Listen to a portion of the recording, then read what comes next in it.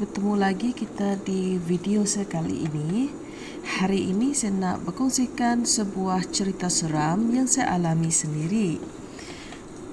Cerita ni berlaku semasa mendiang abang saya yang paling tua meninggal dunia. Mendiang abang saya meninggal pada 20 hari bulan 21 dan pagi 21 tu kita masih lagi menunggu saudara mara untuk bagi penghormatan terakhir kepada mendiang. Lepas tu pada pagi 22 hari bulan kita pun hantarlah ke kubur. Kita jalankan upacara semua tu lah. So kami orang adik-beradik pada 22 hari bulan, 23, 24, 25 masih lagi tinggal di rumah panjang sebab kita nak buat satu lagi ritual ritual kematian lah.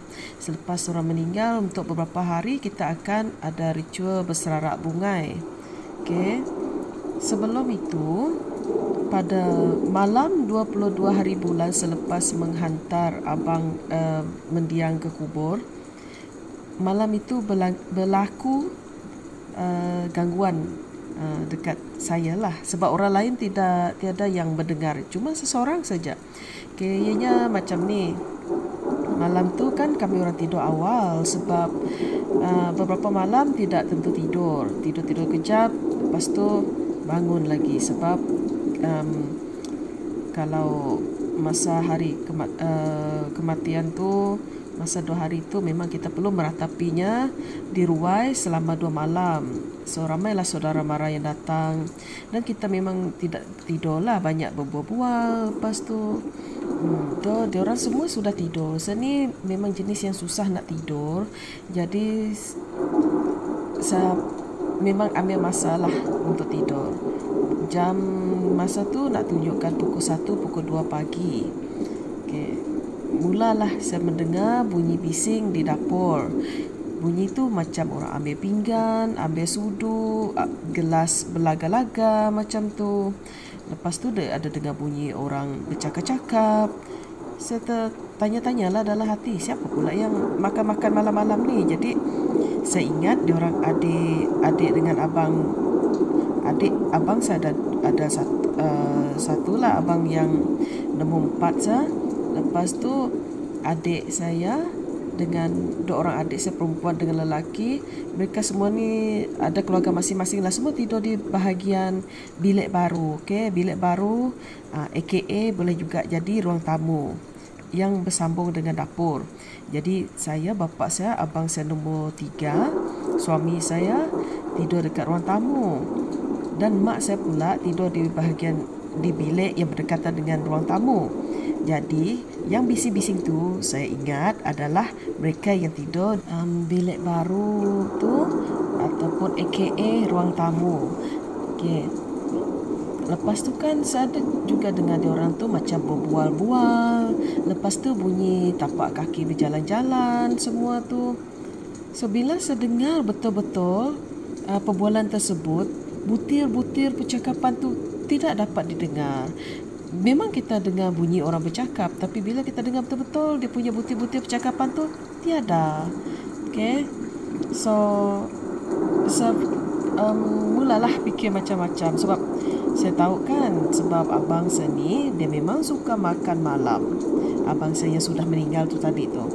Tapi tak tahulah sama ada itu roh dia ke apakah, sebab kalau kami iban, roh orang yang baru meninggal tu dia masih lagi bersama kita.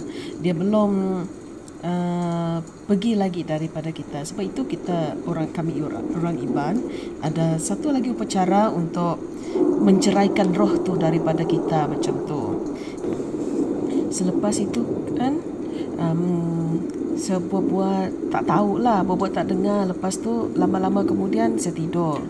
Pagi tu kita orang bangun, saya dengan diorang kakak ipar, adik ipar, dengan diorang adik perempuan saya, dengan mak saya kan sediakanlah sarapan pagi tu. Lepas semua bangun kita sarapan sama-sama lah. Saya tanya lagi diorang, kamu orang ada dengar ke bunyi malam tadi dekat dapur ni? Semua cakap tidak dengar. Sebab mana tahu kamu orang yang berada di dapur. Diorang semua cakap tidak ada, kami orang semua tidur. Letih diorang cakap macam tu. Okey, baiklah. Saya diam-diam sajalah sebab tiada orang yang mengaku. Dia malam kedua ni saya okey sikit dapat tidur. Saya tidur, lepas tu tidur, bangunlah dalam jam 2.30. Masa bangun tu dengar lagi bunyi seperti semalam, bunyi tapak kaki, bunyi sudu-sudu belaga, bunyi pinggan mangkuk yang belaga juga macam tarik daripada rak dia tu. Lepas tu bunyi gelas, macam riuh lah sikit lah, ada macam 2-3 orang je dekat dapur tu, darah bunyi cakap-cakap. Dan percakapan itu pun tidak saya dapat tangkap apa butir percakapan mereka, apa sebutan mereka, saya tidak tahu. Makin didengar, makin tidak jelas apa yang dicakapkan. Tapi memang ada orang macam berbual-bual di dapur tu. Okey. Dan masa tu juga saya terfikir mak saya, sebab mak saya ni kan mungkin dia masih susah hati lagi. Bukan mungkin lah, memang dia susah hati pun. Mungkin dia tak mau tidur ke. Oleh sebab saya dah terlelap tadi, jadi saya ingat tu mak saya lah yang kali ni yang malam kedua ni. Mungkin dia tak nak tidur, dia pergi dapur, dia nak minum air ataupun nak makan-makan ke. Lepas tu memang sangat bising lah, sampai saya macam nak meradang macam tu, nak marah. Okey, ingat tadi mak saya tidur seorang di bilik yang berdekatan dengan ruang tamu kami orang tu. Okey, lepas tu kan saya bangun sebab saya rasa marah sangat sebab bising. Lepas tu saya terus buka pintu tu. Mak, kamu apa tu bising-bising? Tiada. Lepas tu mak saya menyahut dekat bilik tidur dia tu. Kamu ni dah kenapa? Dia cakap, tanya macam tu. Mana ada saya dekat dapur? Saya dekat sini bah, saya tidur. Dia cakap macam tu. Saya ingat kamu dekat dapur tadi. Mana ada saya dekat dapur? Dia cakap macam, oh lepas tu apa lagi? Saya cepat-cepatlah tutup pintu. Pintu tu adalah pintu antara ruang tamu dengan ruang dapur. Saya tutup lah. Lepas tu saya pergi tidur balik. Lepas tu guling-guling saya tidur. Pagi tu seperti biasa, sediakan breakfast. Kami orang, mak saya, adik-beradik saya, adik saya. Lepas tu ipar-ipar. Dan kemudian kami pun breakfast sama. Saya tanya lagi benda yang sama. Dah dengar bunyi bising tak kamu orang semalam? Semua cakap tak ada. Lepas tu bapa saya cakap, oh mesti itu kucing. Kucing kan banyak dekat atas siling kita ni. Dia cakap macam tu. Tangkap tikus. Yalah, masih cakap tikus pun banyak juga dekat atas tu. Mungkin itu yang kamu dengar. Tidak patut, saya cakap. Kucing dengan tikus bunyi macam tapak kaki manusia berjalan-jalan dekat lantai. Kalau dia berjalan-jalan dekat atas tu, mungkin lain juga bunyi dia. Oh, semua orang diam, buat bodoh je. Macam tu. Tapi mungkin diorang dapatlah fikir apa-apa. Mungkin diorang tak nak sebut sebab takut kan, sebab masih lagi duduk rumah sana tu untuk beberapa malam lagi, sehingga ritual seterusnya dilakukan. Manakala saya pula meyakinkan dia orang lah, saya ceritakanlah apa yang saya dengar semua tu, sampai saya pasang telinga nak dengar apa yang dia orang cakap tu pun tak dapat dengar apa yang dia orang bualkan tu. Saya cakap, jangan-jangan si Sanu tak, saya cakap dia balik makan sebab dia kan suka makan makan lewat malam. Abang Setu memang jarang sekali makan sama kami orang. Dia memang akan makan lewat-lewat malam.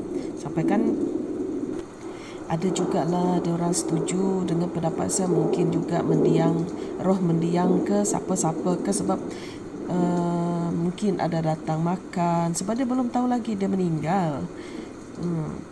Okeylah, sampai sini saja dulu cerita saya. Kita akan sambung pada part 2. Okay.